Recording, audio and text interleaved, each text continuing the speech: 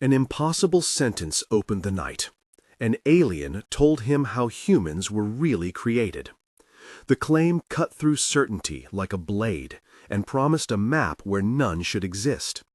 What follows will change how you imagine our origins and what the monuments, the mountains, and the rivers were really built to do. Dr. Michael Arden had spent 3 decades cataloging anomalies, translating fragmentary glyphs, and arguing with conservative specialists who refused to look beyond stratigraphy.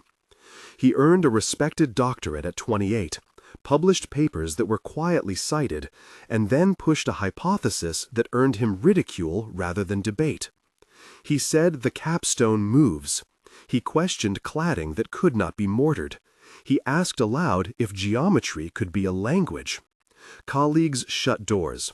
A journal editor called his notes speculative, and grant panels denied funding with polite phrases that actually meant stop. The humiliation was personal. He lost a post, his marriage frayed around the edges of late nights and secret diagrams, and a small apartment in a university town became both refuge and shrine. That private life is what made him the perfect witness.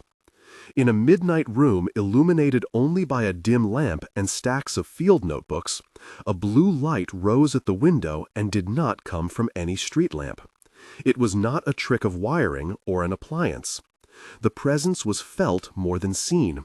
A pressure at the base of his skull, a warmth at the lower spine, a humming like a single long note tuned to 432 hertz.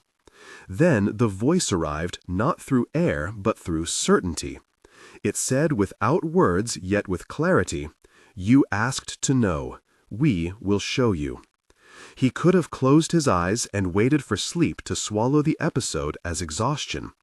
Instead, he accepted the offer to observe, and the offer unfolded into layers of memory that felt older than memory itself. If you want to see how the capstones were set not by brute force but by resonance, if you want to understand why the Sphinx sits as a seal rather than a tomb, if you want to learn how an activation can hum through your pineal and alter what you call recollection, keep watching. Subscribe and ring the bell to follow the evidence and the experience. Ready to witness why the official story is only a fragment of something far larger and more energetic than history allows us to admit. This is Michael Arden's account from the quiet of his study to the roaring pulse of an ancient temple that still remembers its first builders. Michael's backstory is long enough to explain his stubbornness. He grew up under a small constellation of streetlights in a port town where salt and ship smoke mixed with the pages of his father's books. The first time he felt that odd tug that later researchers call rememberation, he was 9, running fingers along a chipped tile in an old bathhouse, and knowing wordlessly the footsteps of someone else who had stood there before him. His mother read him myths, and his father taught him to test things. He studied archaeology for its method, linguistics for its patience, and physics for its insistence on measurement. At 25, he excavated a temple renovation layer and found beneath it a stone with strange grooves that matched a spiral motif from another continent. At 28, he defended a thesis on non-local patterns in monument design and won a degree that opened doors and then closed them slowly as his questions became less about chronology and more about function. He moved to fieldwork, teaching, and small independent projects. The frictions in his career were not dramatic at first. Dismissive comments, a lost invitation, a reviewer who wrote the word fantasy in margin. But over 10 years, the pattern hardened. Funding dried, students were advised to avoid his seminars, and an early mentor withdrew his support, citing reputational risk. The abandonment cut him deeper than professional critique.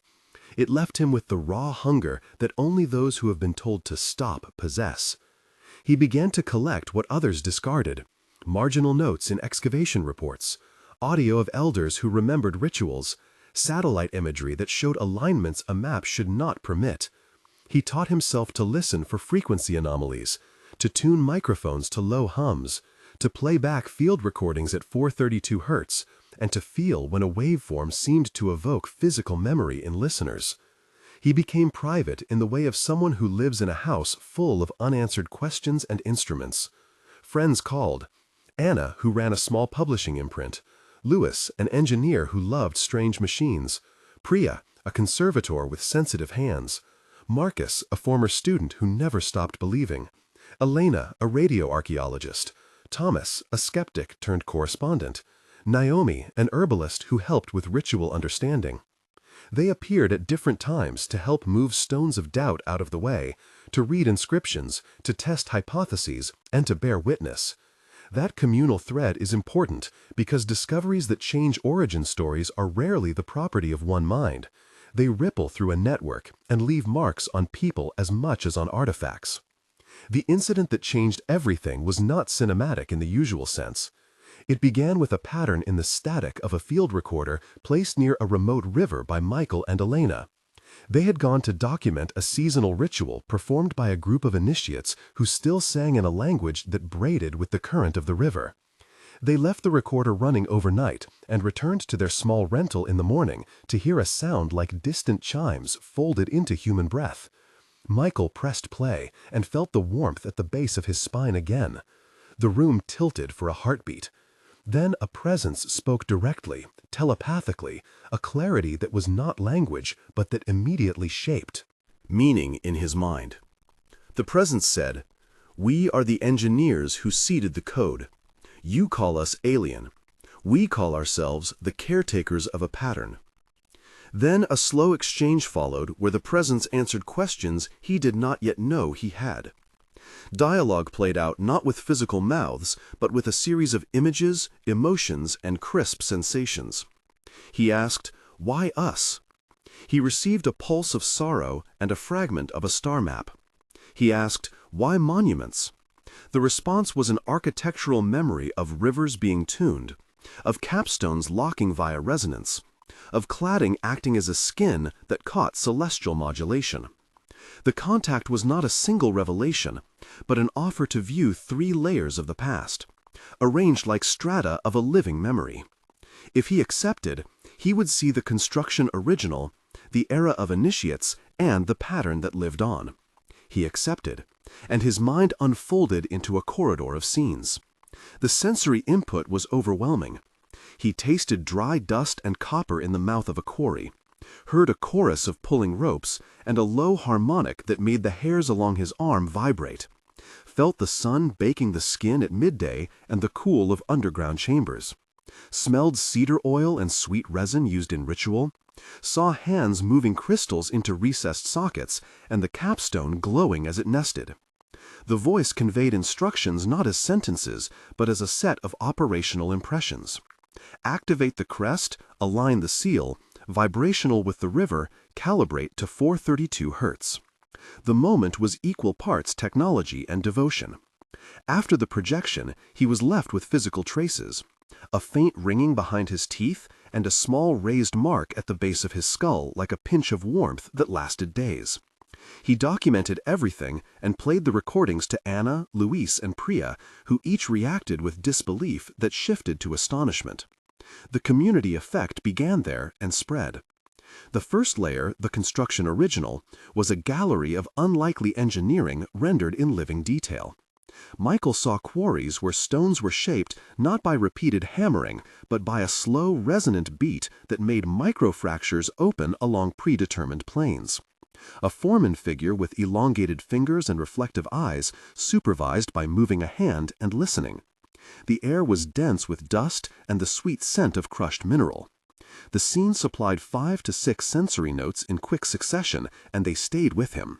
He felt the scratch of sand underfoot, heard the metallic report of a stone releasing, tasted ash in the throat when a torch flared, saw the shimmer of a levitated slab catching light like a fish scale, and smelled the acid tang of heated tools. Dialogue between Michael and the projection provided more detail with repeated exchanges that read like a tutorial. Michael asked, "How did you lift these blocks?" The presence replied, "We did not lift, we sang a place." Michael pushed further, "How can singing move matter?" The reply arrived as math and music together, as frequency curves, as nodes and antinodes where matter chose to loosen its bonds. He asked, why the capstone? The answer was both practical and philosophical. The capstone was a finalizer, a seal that tuned the monument to the field. It was not only weight. It nested a crystal and a seal vibrational that focused a pattern. The exchange continued, 8 to 10 trochean back and forth, each question opening technical images of geometry and tools. The scene doubled as proof and pedagogy. Michael felt his spine heat with recognition, as if a dormant circuit within his own body recognized the pattern he had only intuited before. The second layer revealed the functioning and the activation processes inside temples where initiates performed rituals as precise as machine startups. The camera of the mind moved into a vaulted hall smelling of resin and water. Initiates moved in a choreography that coordinated breath with a drone at 432 Hz tuned to a stone harp embedded in the wall. The five senses came alive in detail. He heard rhythmic inhalation and exhalation, felt the hum through the floor, tasted the metallic tang of sacrificial offerings, saw the interplay of oil lamps and solar shafts, and smelled the ozone of crystal contact. Dialogues between the initiates and the visitation presence occurred telepathically and through whispered exchanges. A senior initiated named Karem spoke to a novice named Lila in hushed syllables. "Hold the crystal steady," Karem told her in a voice that vibrated through the benches. "Do you feel the crest?" Lila whispered. "I feel a buzz at the base of my skull," she said, and the projection amplified that sensation as a lesson. The process was described as a recalibration of human receptivity. They explained how tuning individual pineal structures to a shared frequency activated latent strands, how a seal vibrational could bridge memory across generations, how a river like the Nile served as a carrier for distributed resonance. There were 8 to 10 conversational exchanges in that chamber alone between the presence, Karem, Lila, and Michael's inner voice, enough to teach procedures and to give Michael practical steps to test in the present. The scene introduced technical terms and translated them into simple actions. Align stones, hum at 432 Hz, breathe with pattern, touch the capstone and listen. Michael saw a novice transformed by a single activation, her eyes shifting as if someone had turned a dial and tuned perception. When he returned to waking reality, he still felt residual vertigo and a low hum that made his molars resonate. He noted scientific parameters like frequency band, amplitude behavior, and environmental coupling, and he recorded them precisely. The third layer widened the scope to a landscape system, a guide of rivers, temples, and guardian sculptures that together formed a network. This was where the Sphinx ceased to be merely an iconic statue and became a seal and a crescent. Directional device interfacing between star paths and river flow. Stories flowed between characters in this scene. Anna, the riverkeeper, gestured toward an alignment. Tomas, the mapmaker, traced a line of nodes. Naomi, the herbalist, offered a potion used in initiation. Each exchange was concrete and represented a different method of interaction with the system. Michael watched a sequence where the Nilo itself was canalized to carry a frequency, where boats amplified resonance by their keel geometry, where temples were spaced to create constructive interference. Sensory detail painted the sequence thoroughly. He smelled river reeds crushed into a paste, felt the wet spray on his face as a ceremonial boat passed, tasted the bitter sweet of a tea used to steady heart rate before activation, heard the lapping of water in stone basins tuned to hum, and saw the Sphinx tilt its head toward a stellar alignment as a seal engaged. The dialogues in this section multiplied into clusters 8 to 10 exchanges long about maintenance, secrecy, and the reason for concealment.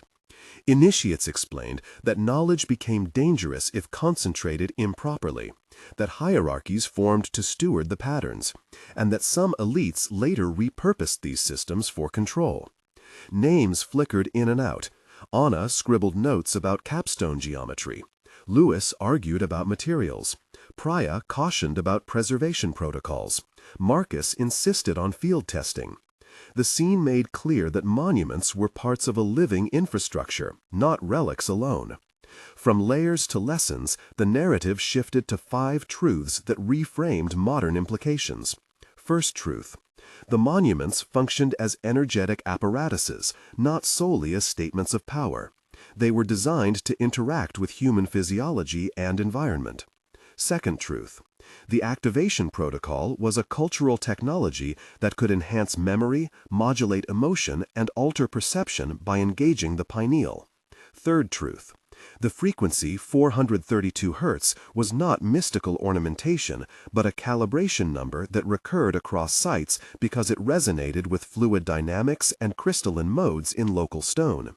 Fourth truth: systems of secrecy grew because such activation could create social cohesion and therefore power. Fifth truth: the presence of caretakers labeled alien by later observers was a misreading of long-term stewardship over an engineered relationship between life and landscape. Each truth had an explanation, a short demonstration, and a political implication about why modern institutions suppressed or repurposed such knowledge. The sequence used didactic tone and precise examples to show how a government or a religious authority could misinterpret activation as divine control and thereby restrict access. The explanations were clear and brief, with rhetorical questions like, if memory can be amplified by place, who decides what memory to amplify? Rising action produced a series of tense moments where the stakes became immediate. The first tension occurred when Michael attempted to replicate a simple activation, and the instrument in the field reacted violently. The lab filled with an audible hum, a glass vial shattered, and a pattern of light imprinted on the wall like a transient map. And Lewis argued, he said, "We must document this now," Lewis said. "This is dangerous, but we cannot ignore it." Then the lights went out, and someone at the door knocked with urgent force. The confrontation lasted and was described in 2 long paragraphs that traced the smell of ozone, the taste of fear, and the pressure behind the ears. The second tension arose when a conservative journal threatened legal action if he published a preliminary paper hinting at non-human agency. The correspondence was clinical, but the effect personal. His inbox showed the pattern of institutional shutdown. His hands shook as he read, and he felt the old burn of exclusion.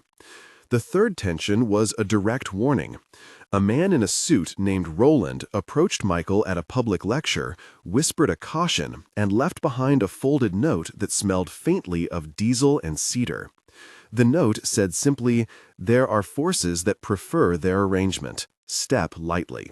The passages describing these moments included sensory notes: heat rash on the back of the neck, a ringing like a tuning fork, a metallic note in the throat, and dialogues of accusation and fear. Each tense episode ran 2 to 3 paragraphs and left Michael with consequences, decisions to make, and allies to gather. After the tensions, Michael returned to integration. He created a modest blog and an audio archive. He organized a small group comprising Anna, Louis, Priya, Marcus, Elena, Tomas, and Naomi, and they tested small activations under controlled conditions. The first successful communal activation was careful and described step by step.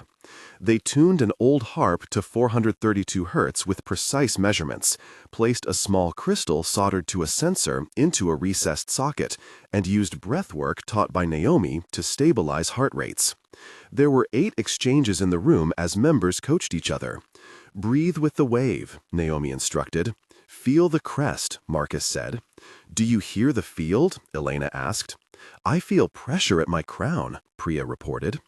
The scene reported 5 sense details: the thrum underfoot, the taste of mint in the mouth, the oil scent lingering, the sight of dust motes suspended in a beam of light, and the soft temperature drop as resonance built. When the activation completed, participants reported enhanced clarity, images of landscapes they had never seen, and a shared emotional tone of grief and homecoming. They cataloged the results, prepared safety protocols, and debated whether to go public. The choice was political and personal. They published a careful report, sharing data but withholding methodologies that could be misused, and launched a community newsletter. The immediate result was small, a handful of curious emails, but it seeded a network.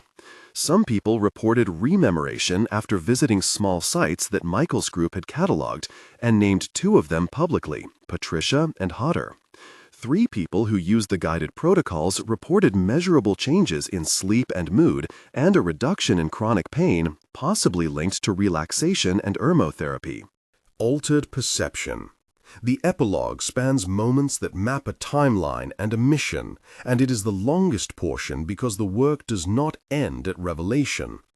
In 1 minute, Michael returns to a field he had left angry and uncertain, and holds a stone, feeling the heat at the base of his spine and a whisper of vertigo. He remembers the first encounter and the taste of copper and the way the light shaped the capstone. He writes a short note to his former mentor and closes a chapter of shame and anger and opens one of purpose. In 3 months, he and the small collective have published an expanded report curated for responsible readers and have convened an online forum where initiates, engineers, and curious citizens exchange controlled observations. The forum filters reports, encourages safety, and catalogues hums and alignments. People like Anna, Luis, Priya, Marcus, Elena, Thomas, and Naomi are named contributors who respond to comments and organize small pilgrimages designed with ethical guidelines. The community grows slowly but with intent, and people report small shifts in perception and increased empathy. In 6 months, Michael has organized a responsible pilgrimage to a remote temple system where residents and researchers follow strict protocols. They calibrate instruments to 432 Hz, document environmental variables, and practice breath synchrony. The pilgrimage is not sensational. It is careful, ethically reviewed in their community, and it results in measurable reductions in stress markers among participants and narratives of deep personal meaning. The epilogue traces the social impact. Anna opens a modest publishing channel. Luis builds a small open-source sensor for frequency mapping. Priya helps conserve a stone with a seal vibrational signature. Marcus teaches breathing workshops. Elena publishes spectral maps. Thomas creates public maps. Naomi leads respectful ritual preparation. The mission is threefold: share responsibly, educate widely, and protect sacred systems from exploitation. The call is subtle. Subscribe to documentations, join the forum if you seek guided experience, and share simple observations in the comments below. Leave a note if you have felt déjà vu at a place or dreamed a landscape you could not locate. The closing sentence returns to the initial shock and to a promise. The alien that showed Michael the mechanics of human origin did not present a neat answer to every mystery.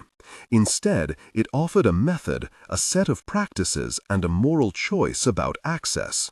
What we call history is only one layer of a living system that hums beneath our feet, and sometimes, if we listen with calibrated instruments and ethical intent, we can remember. If this moved you, take the step of participation, not as consumption, but as stewardship.